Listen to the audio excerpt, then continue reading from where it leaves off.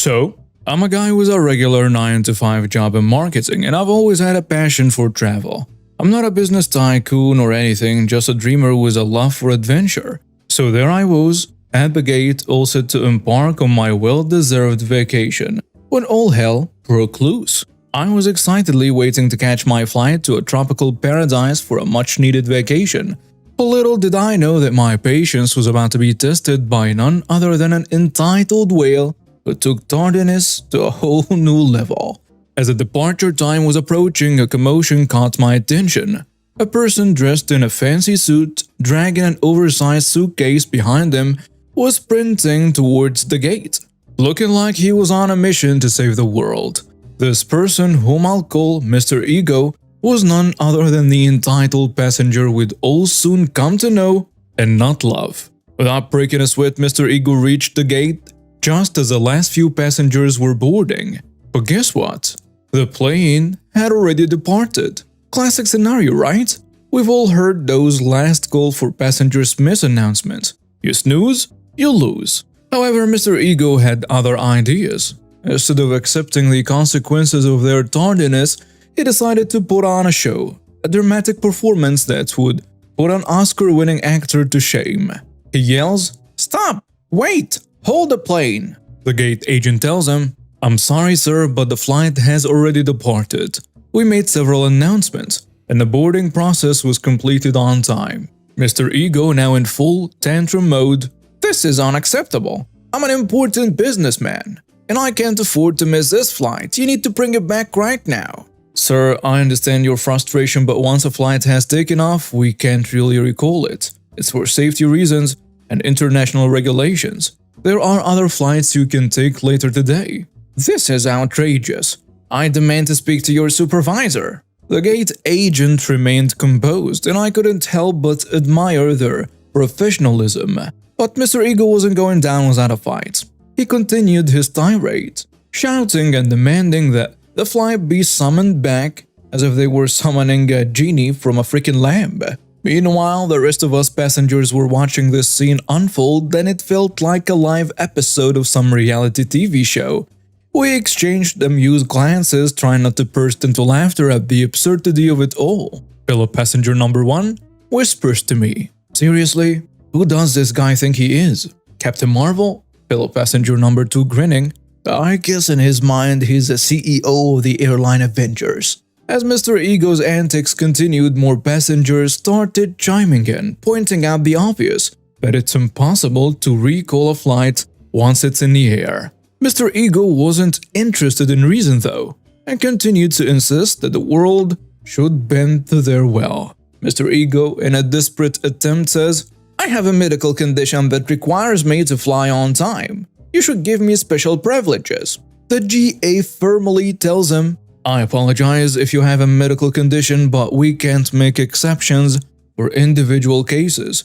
The airline has strict policies to ensure the safety and convenience of all passengers." At this point, I couldn't help but wonder if Mr. Ego's medical condition was an extreme case of entitlement. It seemed like they were ready to play any card in the deck to get their way. He says, "You just don't understand how important this is.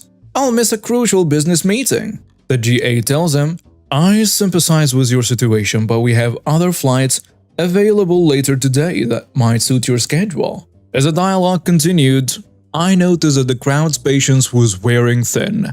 Someone behind me shouted, "Get over yourself, buddy. We all have places to be." And that's when things took an unexpected turn. Instead of realizing the madness of his demands, Mr. Ego decided to escalate things further. He made a wild gesture towards the gate agent's computer, trying to hit the bring plane back button that doesn't actually exist in the real world. "Sir, please step back and do not touch the equipment. You can't stop me from boarding my flight." Now at this point, you'd think Mr. Ego would realize the gravity of his actions and calm down. But oh no, he doubled down on a crazy. He tried to force their way past the gate agent and onto the jet bridge. "I must insist you step back. You're causing a disturbance and I won't hesitate to call security." Well, that was the final straw. Security was called and they arrived in no time. But Mr. Ego was not one to back down without a final showdown. "You can't do this. I know my rights." Security tells him, "Sir, you need to cooperate and leave the gate area peacefully. You'll all regret this. I'll sue the airline, the airport, and everyone involved." As he continued to rant about their plans for world domination or whatever, security calmly guided Mr. Ego away from the gate. The rest of us looked on, grateful that this absurd show was finally coming to an end.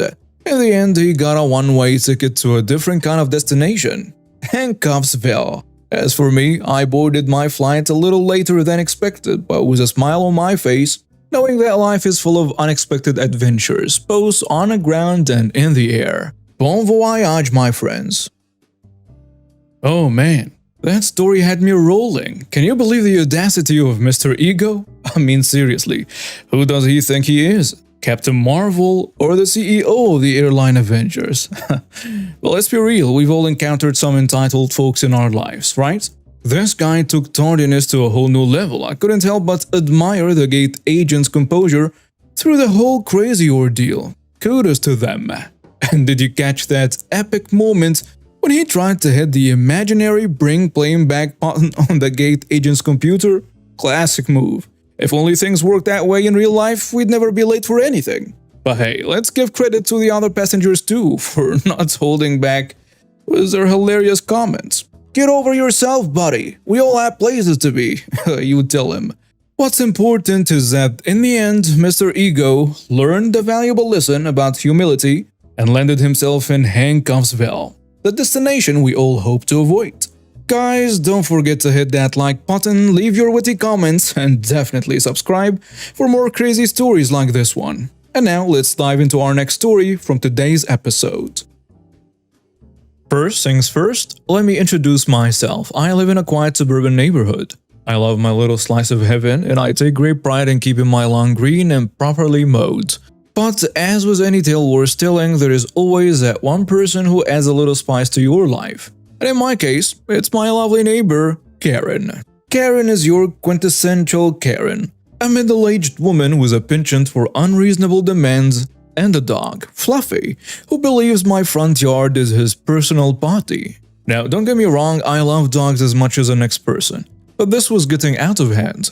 It wasn't just an occasional slip-up, it was a daily doggy-do drama. I tried talking to Karen about the issue multiple times, but it was like talking to a brick wall. She would always respond with a dismissive, "Oh, Fluffy is just being a dog. Let him be." Well, I had enough of stepping on unwanted landmines on my own lawn. One day, after another pointless conversation with Karen, I decided to take matters into my own hands. Literally. Armed with a shovel and a healthy dose of passive aggressiveness, I donned my poop-picking gloves and went on a covert operation to clean up Fluffy's mess. I scooped up the putrid presents that Fluffy had left behind on my property. Then I deposited the payload on Karen's doorstep, right across the street from my house. It was like a reverse ding-dong ditch. But instead of ringing the doorbell, I left a stinky surprise. I felt like I was taking my stand against canine injustice. The next morning, I woke up feeling interested in how Karen would react to her special delivery. I had installed a doorbell camera a while back because, well, you never know what kind of shenanigans may happen in a neighborhood like ours. That day, the camera was about to record something that would leave me in stitches for weeks. At precisely 10:37 a.m., the footage caught Karen marching towards her front door. And as she reached to open the door, she stepped on a very dog poop I had strategically placed there. She lost it. She tried aggressively getting it off as fast as she can, but right when you think it can't get any better than this, she loses her balance after performing the most awkward dance trying to get the poop off her shoe, and she falls off to the ground right on top of the dog poop. It was like watching a slow-motion comedy sketch unfold right before my eyes. I'm pretty sure I heard the poing sound effect as her pivotal foot flew out from under her. Down went Karen right into the steaming pile of doggy doo-doo. It was a sight so ridiculous that even the squirrels stopped their current gathering to have a good laugh. I couldn't help but burst into fits of laughter myself, almost choking on my coffee in the process. It then appears that Karen shot a crazy glare in the direction of my house, her face now smeared with dog poop, and her clothes looking like a Jackson Pollock painting. "You did this!" she screamed, pointing a finger at my house. So I step out of my house, sip on my coffee, and I tell her, "Oh Karen, you really need to watch your step. Maybe it's time for Fluffy to learn some bathroom manners." Karen's humiliation didn't stop there. She decided to call in her husband for backup. But when I showed him the video, we had an okay relationship, me and him. He couldn't help but laugh himself. He turned to Karen and said, "Honey, I think you should take this as a sign to clean up after Fluffy. You can't just let him do his business wherever he pleases." As much as I wanted to gloat and say, "I told you so," I decided to keep the peace. Besides, the sight of Karen covered in dog poop was enough vindication for me. In the days that followed, Karen was surprisingly cautious about where Fluffy did his business, and I finally had a poop-free yard. It seemed that my unconventional approach had actually worked. Of course, Karen didn't go down without a final show of entitlement. She threatened to sue me, claiming that I had intentionally set a trap for her, but fortunately, my doorbell camera footage proved otherwise. Her husband even told her that she had brought this upon herself with her stubbornness. In the end, nothing came of Karen's threats, and life in the neighborhood returned to its usual peaceful rhythm. And that is a story of how a neighborhood feud turned into a comedy of errors, all thanks to a dog, some poop, and an entitled Karen. Oh man, that story was pure gold. I couldn't stop laughing while reading about Karen's crazy doggy-doo drama. I mean, we all have those quirky neighbors, but Karen takes the cake with her entitled attitude and Fluffy's poop-on-demand routine. Can you imagine dealing with that daily? I'd be losing my mind too. But kudos to OP for taking matters into their own hands with a covert operation and strategic poop placement. It's like a revenge plot straight out of a sitcom. And then a doorbell camera caught it all. Karen's epic slip and slide right into her own dog's mess. It's like the universe decided to give her a taste of her own medicine. Karma at its finest. But hey, in the end, it seems like Karen finally learned her lesson and started cleaning up after Fluffy. Mission accomplished. And now let me walk you through our next story on the menu today. I have to tell you, I'm not a real big Reddit contributor, but I read a lot of those posts in this and several other subs. One thing for certain, I never expected to have a story to contribute to out of work here lady subreddit. Many of the posts seem fake to me, but I'll never take them for granted again. This story has a Karen, a Ken, and two very sweet millennial young ladies who I will call Barbie 1 and Barbie 2. I own a corporation in financial services and insurance that requires me to meet primarily with business owners on a regular basis. I'm providing products that they are required to have, and these are big dollar financial service and insurance products. About 90% of my business is in my office, but about 10% of my clients I will visit in their shops or homes, especially the really top-level clients. Last Wednesday, I stopped by one of my clients' place of business. We will call him Eddie. Eddie owns a fancy donut shop that is very popular and has a line around the building every single day. During COVID, his line was literally halfway around the block due to distancing. I came near the end of his rush and I set up some papers and my laptop to the right of his register while he finished the short line that was left. He checked people out on the other side and I was not near the donuts or the customers. And I thought nothing of it. This becomes important in the story, so I should tell you that I am a 450-pound guy. I'm big, really big, and I'm proud of it. The name-calling and stares don't really bother me. As I waited and continued to pull up the information I'd need for my client, Eddie went in the back to grab some trays of donuts and told the next customers in line, Karen and Ken, that he'd be right back. Apparently Ken and Karen didn't want to wait as I heard the ever-so-famous ahem a couple of times before finally looking up at them to see who wasn't responding to them. I didn't think they were trying to get my attention, but they were. I didn't even get a word out and Karen blurted out, "How about you get up and help out? We just need half dozen glazed and the other guy disappeared." I said, "Ma'am, I'm sorry, but he just went back to grab some new trays of donuts. He'll be back in just a few minutes. Since I don't work here, I wouldn't have the first clue on how to help you.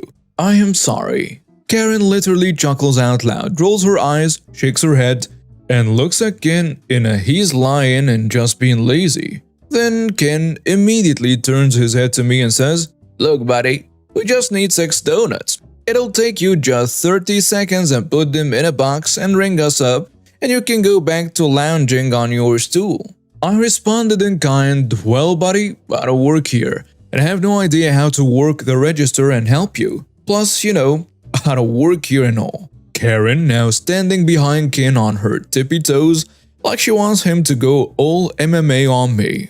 She looks up and says, "Who's your boss? Was that bad guy who went to get more donuts, or do you have another manager?" Again, I tried. "Ma'am, I own my own company. I'm here on personal business with the owner, Eddie. He's the same gentleman that went in the back, yes, but he's not my boss. I really don't work here." Just then, Eddie comes back out, slides the new trays in, and asks Karen and Ken if he can help them. Karen, leaning hands and rest first on the counter, says to Eddie, "Yeah, you can stop hiring lazy fat people who don't want to help your customers. What do? Pay him in crawlers?" This made Eddie very confused, and I spoke up and said to him, "Well, this woman thinks I work here because I'm behind the counter. I tried to tell her that I didn't, but supposedly I'm too fat and lazy not to work here or something. Anyway, they want half dozen of something." Eddie turns to Karen and Ken and asks if they were being rude. They started to speak, but thankfully Barbie 1 and Barbie 2 came to my defense. They were in line behind Karen and Ken and had heard the whole ordeal. They started speaking up, explaining that these people were awful, rude, and just plain mean. After hearing that, Eddie simply kicked him out and told him not to come back. Ken wasn't quite done though. As he leaves, he turns and says, "Thanks so much for your help, you fat jerk. I hope you have a heart attack before you turn 50. I'm 53, by the way." Then they left without incident. Why don't they believe someone who says that they don't work there? It's so strange, and of course, now that it's over, all of the great comebacks are in my head that I missed. But I'll be ready next time if it happens again. Can you believe that crazy encounter with Karen and Ken? I mean, seriously, who do they think they are, demanding donuts from OB like they own the place? And that lazy fat people comment? Not cool, Karen and Ken. Not cool at all. But let's give a shout out to Barbie 1 and 2 for swooping in like superheroes to defend OP's honor. Go team! You know what? I bet those entitled folks are still scratching their heads, wondering why they got the boot. Well, Karen and Ken, maybe next time you'll think twice before treating people with such disrespect. Now, my friends, let's keep the laughs rolling. On to the next one. I was flying to Vegas to have a series of meetings with clients at a convention that was going on at one of the casinos. As I arrive at the casino, I walk up and go through the velvet ropes to wait my turn at the check-in counter. As a person finished up, the check-in staff called me up to check in. I take one step towards the front desk and the entitled person rushes in front of me, cutting me off to get to the desk before me. I roll my eyes, say something under my breath, and take a step back into the line. I hadn't hit my rude and entitled person limit yet, so I was just fine waiting. I have no idea what deal that person was trying to negotiate up there, but it was taking a while and involved a lot of hand gesturing. Eventually, that person was happy enough with whatever upgrade or deal they got, and the exacerbated check-in staff called me up. I'm the type that kills all help staff with kindness. They are here to help me, and I let them know I appreciate it one way or another. My interaction with the staff was no different. I gave him pleasantries, niceties, and killed him with kindness while he helped me. Halfway through check-in, a manager comes out of the door behind the gentleman helping me, pulls him aside, and has a conversation with him. Afterwards, the staff comes back to me. He says, "Well, I have good news." "Oh yeah? What is it?" I'm thinking of a free voucher or breakfast type deal. We are going to go ahead and upgrade your room to a presidential suite at no charge. Snickerdoodle. I didn't say that, obviously. I have no idea what I said. What can you say when hit with something like that? I honestly don't remember any more of the conversation with the staff due to shock, other than thanking them about 100 times. The bellhop loads my luggage on a cart/trolley and says, "Please follow me, sir." He takes me to a special elevator, shows me how to use a key to get to the presidential level, takes me on a tour of the amenities on the floor and then asks, "Would you like a tour of your room?" Yes, I would love a tour of my room. And there was a tour of the room's foyer/entryway, meeting room, living room, bedroom, massive bathroom, sitting room, and a few other rooms. Now that may not sound like a lot to tour, but these rooms were big and had a lot of amenities in them, including the various buttons to summon a personal attendant when I needed them. How big was the place? Well, one morning I was hanging out in the sitting room waiting for my first meeting. I came out after a while to realize that the cleaning staff was cleaning the room, and neither of us had any idea the other was there. I want to thank that entitled person for doing whatever they did to result in me getting upgraded to a presidential suite in Vegas. I have a 10-year-old son. He's a semi-ambulant wheelchair user. He has a medical condition that makes walking difficult, and the older he gets, the more difficult it is. He can walk short distances, 10 to 12 steps, but then it starts to get painful. So he uses a scoot board. Think square skateboard with caster wheels on each corner. He uses it to get around the house and the wheelchair out of the house. He doesn't need his chair, even though he can stand and walk and he is very independent. Nothing is holding him back. He's also very social. He loves talking to his specialists and know all the nurses by name and their pet names. He's also well known in our local area. The employees in the shops all know him. He talks to everyone. Before I start this story, I should add that his wheelchair is not a standard hospital gray wheelchair. It's electric blue, has Pokemon wheel covers, and his rain guards/armrests have stickers of animals on them. The armrests flip up so he has access to the wheels and they look like wings behind his chair. It's very much modified and personalized. Again, it's not a gray stock standard chair. So today we had our monthly pediatrician appointment. We have been seeing the same pediatrician since birth, so he's like a family friend now. A few days ago, luckily at night, during a storm, a tree branch fell onto the building and took out some windows and caused some water damage, and they have been doing some repair work.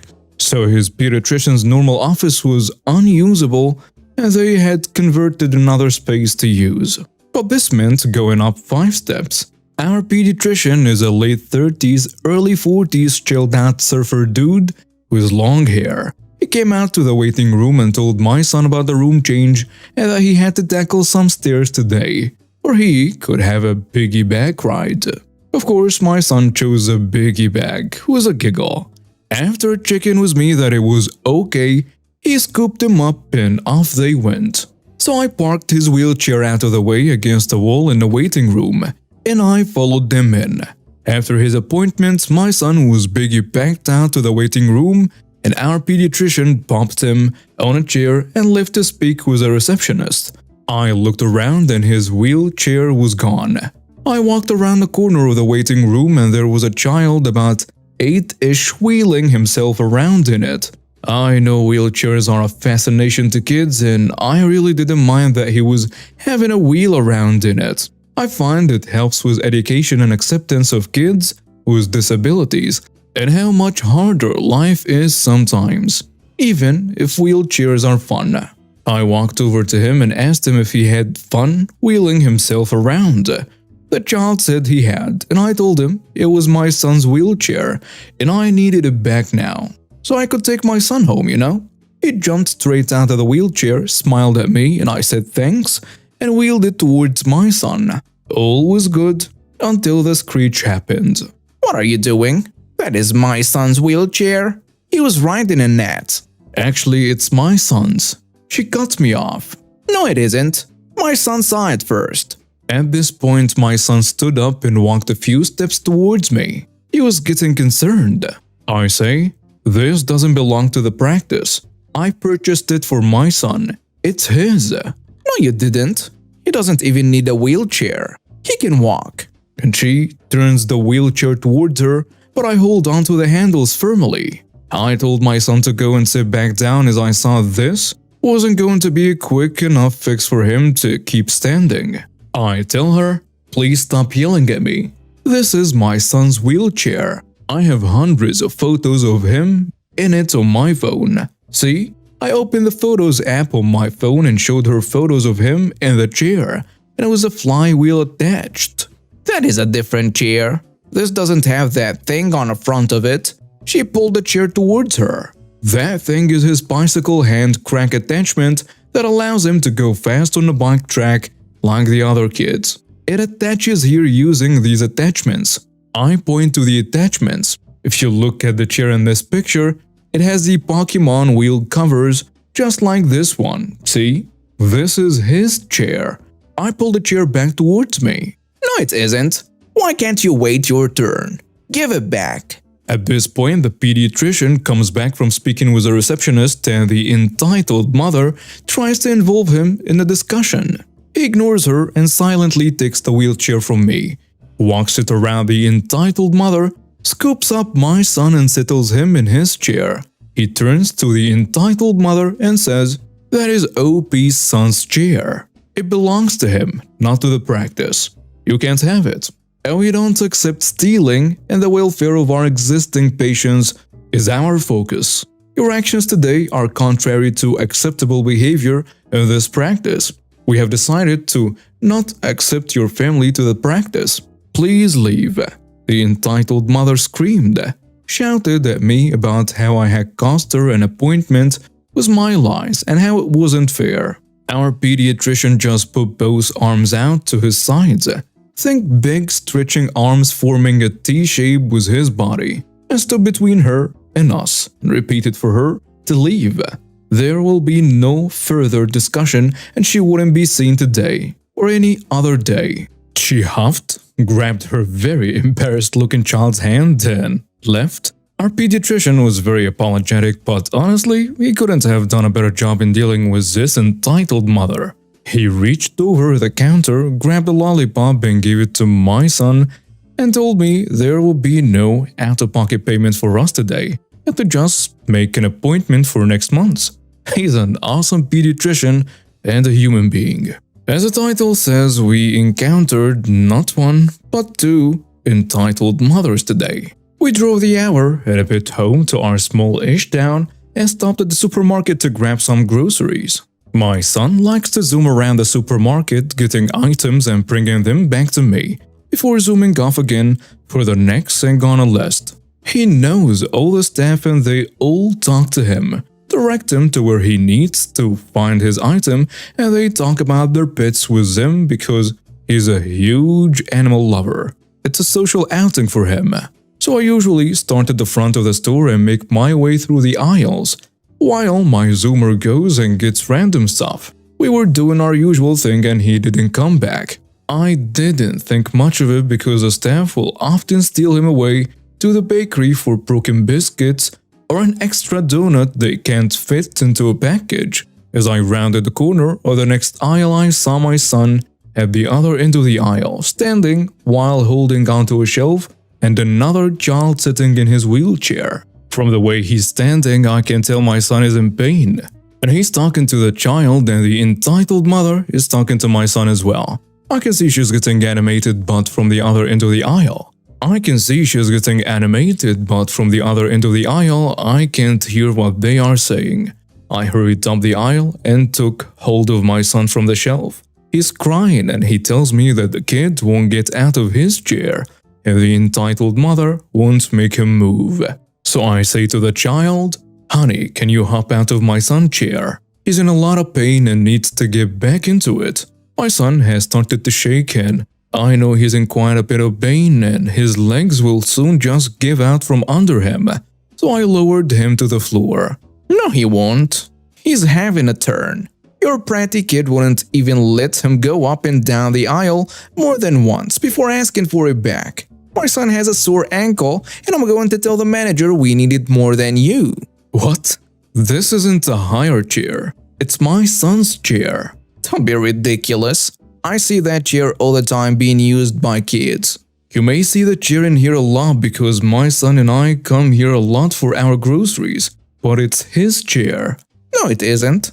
It's in the store every time I come in, and different kids are using it. You are mistaken. It is my son's chair. I have photos of him in it. He needs it back. I open my phone and try and find a picture of my son without the flywheel attachment to avoid the same discussion as the morning. Nope, we are taking it.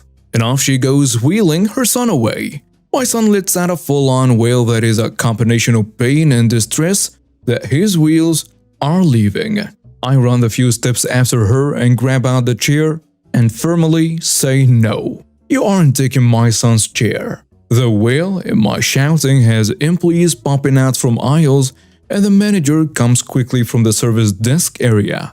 The entitled mother tries to preempt the discussion and yells at the manager, my son has had the chair long enough and her son has a sore ankle, so he needs it more, and they should buy more hire chairs so that there are more available to shoppers. I was standing back a little from them because once the manager arrived, I knew he would deal with it, and I needed to check on my son down the aisle on the floor crying. I was trying to calm him from a distance by letting him know I wasn't far away, while not letting a $4,500 wheelchair out of my sight. The manager looks at me, looks at her, looks back at me with this look of "what the hell" on his face and asks where my son is. I point and tell him down the aisle on the floor. With a look of horror, he asks if they had tipped him out of his chair. I said I don't know what exactly happened. He was standing holding a shelf when I found him. He turns around and almost roars at this woman to get her son out of a disabled person's wheelchair so we can get him off the floor. It doesn't belong to the store. They don't hire wheelchairs here. The poor child was trying to get out of the chair, and the entitled mother keeps pushing him back down into the chair, telling him that he needs it.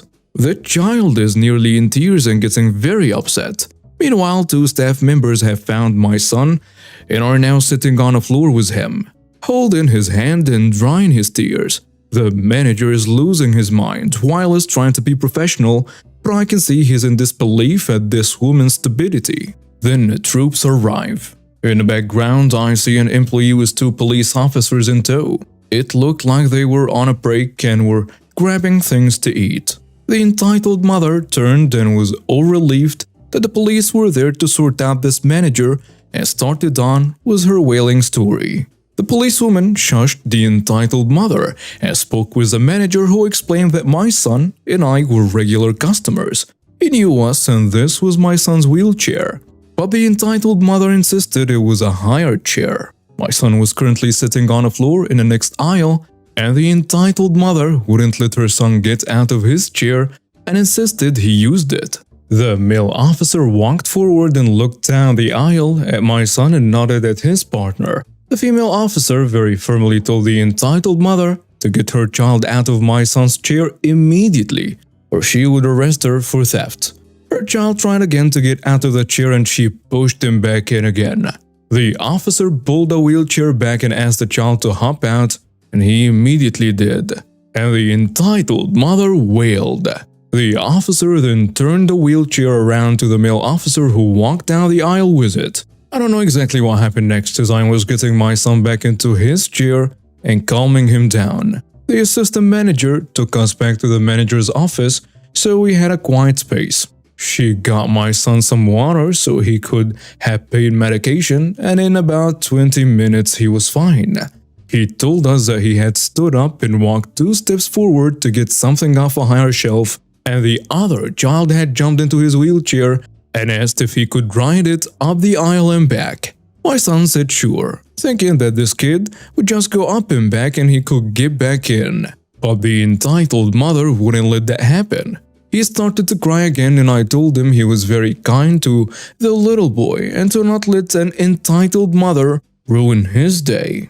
After a while, the manager came into the office and said that the woman had been arrested since she made a scene and was trying to slap the officers, and she was also banned from the store. He said she had been causing trouble in the store for a while with her cariness, and they were glad to see the back of her. He apologized profusely for what had happened. When we left his office, we found that our shopping was all bagged up and ready for us to go.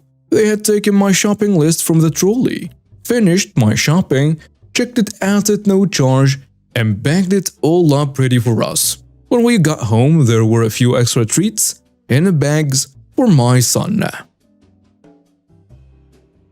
I, 59 male, live in a major city in Ontario, Canada.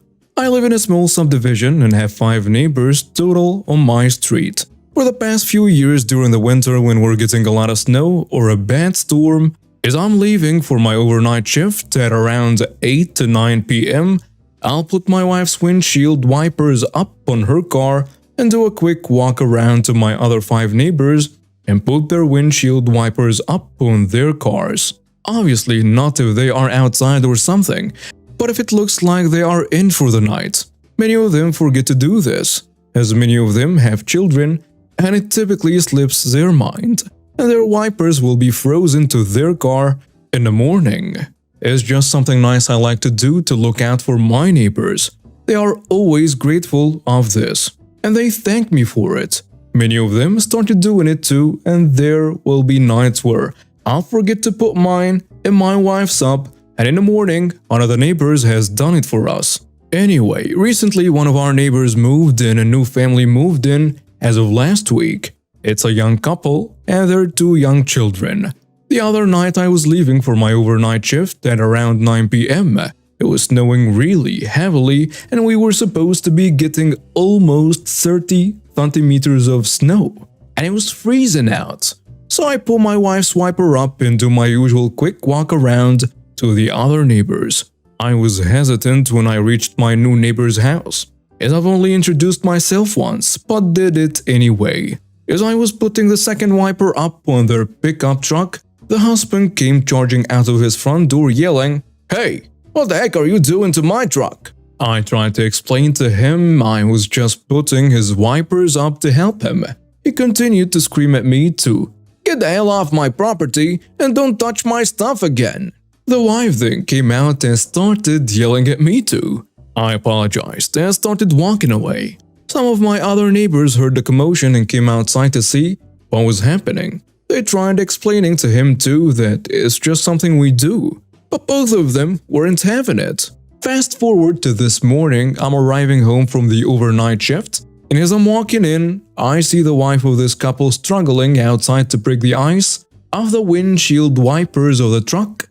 Guess she was trying to take her kids to school and the wipers were frozen solid on the car. She sees me and yells over, "Hey there, do you mind giving me a hand please?" I looked over to her and yelled back, "No sorry, thought I was to never touch your stuff again, ma'am." I walked back inside. She yelled back at me, "Wow, jerk!"